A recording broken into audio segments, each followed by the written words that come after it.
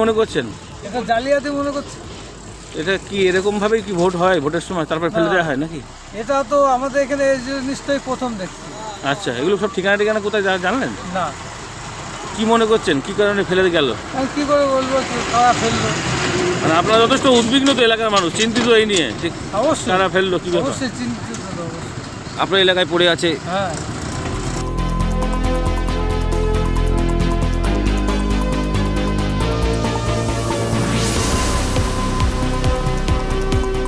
এবার একটা নোংরা ফেলে গেছে বা কালকে যখন মাঠ থেকে ফিরছিল ভাবলাম যে আগুন ধরিয়ে দেবো, যাকে ধুলো উঠছিল ওরা দাঁড়ায়নি। মানে কালকেও লক্ষ্য করেছেন এরকম?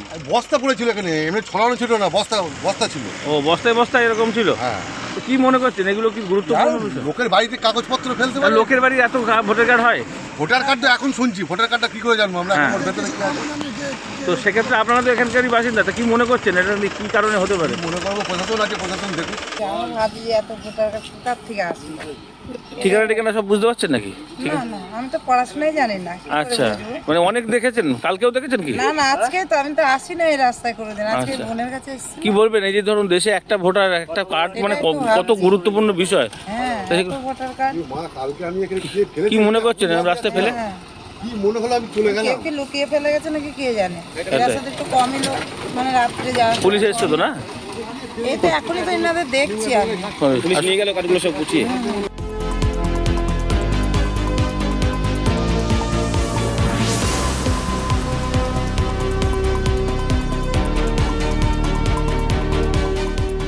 ভুতুড়ে ভোটার, ভুয়ো ভোটার এবং এই সমস্ত অনুপ্রবেশের ঘটনা এর সঙ্গে সংযুক্ত থাকার ফলে যে চতুর্দিকে একটা ডামাডোল চলছে এবং যে ধরপাকড় চলছে, শুধু এই ভয়েই এই সমস্ত শাসক শ্রেণীর যে নেতা নেত্রীরা যাদের বাড়িতে এই সমস্ত বস্তা বস্তা ভোটার কার্ডগুলো লুকিয়ে রেখেছিল, তারা আজকে নিজেদের পাপ ধুতে সেগুলোকে আজকে নর্দমায় ফেলে দিচ্ছে।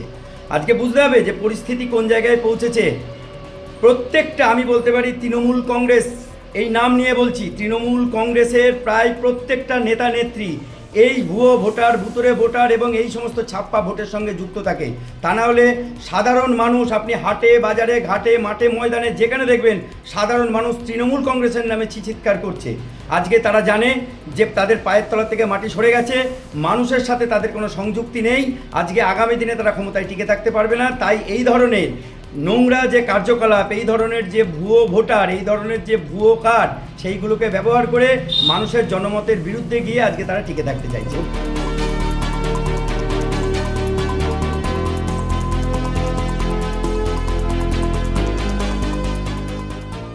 মমতা ব্যানার্জি, অভিষেক ব্যানার্জি নির্দেশ দিয়েছেন ভুয়া ভোট ধরার জন্য আমরা লোকের বাড়ি বাড়ি যাচ্ছি, ভোটার কার্ডের ব্যাপারটা, ভোটার লিস্ট সঙ্গে নিয়ে যেখানে কোনো ভোটার আছে কিনা সেই ব্যাপারটা সেটা আমি বলতে পারবো না, সেটা নির্বাচন কমিশন এবং প্রশাসনের। এখানে বেশিরভাগ ঠিকানা দেখা যাচ্ছে উত্তর চব্বিশ পরগনা, বনগাঁ, এমনকি নদীয়ার বেশ কিছু জায়গারও আছে, নবদ্বীপেরও আছে। তাহলে এটা পরিকল্পিতভাবে কাজটা হয়েছে, সেটা প্রশাসন দেখুক বা নির্বাচন কমিশনার দেখুক। কারাই পরিকল্পনা করছে বলে মনে হয়? এটা মনে হয় বিজেপি পরিকল্পনা করে এই কাজগুলো করছে। বিজেপি তো অভিযোগ করছে রাজ্যের শাসক দল এইভাবেই ক্ষমতায় এসেছে। না, এটা বিজেপিই করছে। কারণ আমরা তো ভুয়ো ভোটার ধরার জন্যই লোকের ভোটার লিস্ট নিয়ে লোকের বাড়ি বাড়ি যাচ্ছি, দেখছি এখানে কোনো ভুয়ো ভোটার আছে কিনা। এটা যদি করে থাকে তাহলে বিজেপি পরিকল্পনাভাবে এটা করেছে আমার মনে হয়। সেই জায়গার দিক থেকে প্রশাসন আছে, প্রশাসন সেটা বিচার বিশ্লেষণ করে দেখবে।